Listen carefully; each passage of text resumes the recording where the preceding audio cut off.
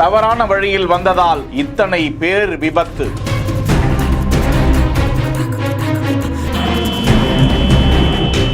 நொடியில் இருவர் உயிர் தப்பியிருக்கிறார்கள்.